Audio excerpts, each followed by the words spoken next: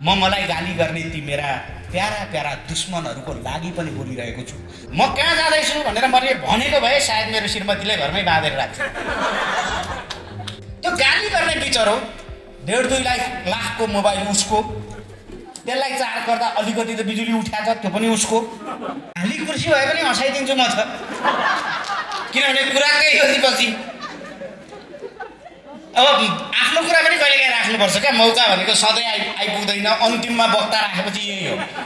अघि भाषण गर्ने वक्ताहरूको पनि सुरुमा बोल्नेले एकदम चाँडो पछाडिको जनौ घन्टी पाउँथ्यो, पछाडि हुँदै गएपछि कुरे बापत मान्छे घटे बापत अलि लामो बोल्न पाउँछ। अन्तिम वक्ताले त त्यसअनुसार त ठुलै माइलेज पाउँछ। अब धेरै मान्छेले भन्छ म चाहिँ बेला बेला बोल्छु, मलाई मनमा लागेको कुरा बोल्छु, मलाई बोल्नुपर्छ भन्ने लागेको कुरा बोल्छु, यो कुराले देशको हित गर्छ भन्ने लागेको कुरा बोल्छु। यस्तो बेलामा पनि म बोलिनँ भने म जिउँदो लास हुँ भन्ने लाग्यो भने त्यो बेलामा बोल्छु। धेरै मान्छेले के भन्छन् भने पैसा खाएर बोल्यो भन्छ।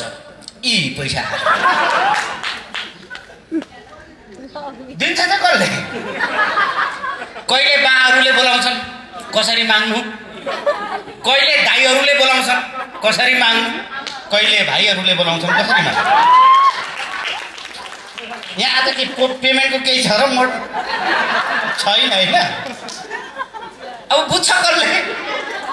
पैसा खाएर बोल्यो भन्ठान्छन्, आफूले गाली खाएर बोलिरहेको छ।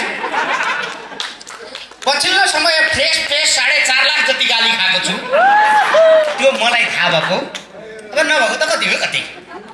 तर ती गाली गर्ने मान्छेहरूसँग पनि मलाई पटक्कै चित्त दुख्दैन, गाली गराउनेहरूसँग असहमति छ।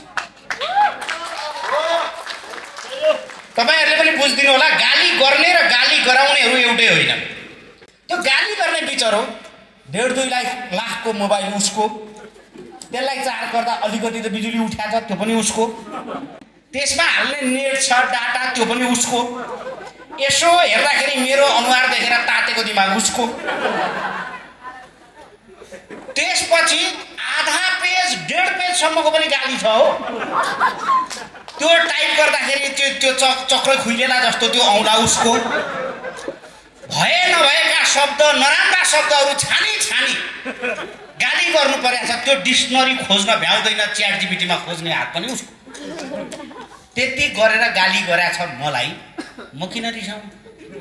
मेरो लागि हेर्नु त कति दुःख उठाएको छ।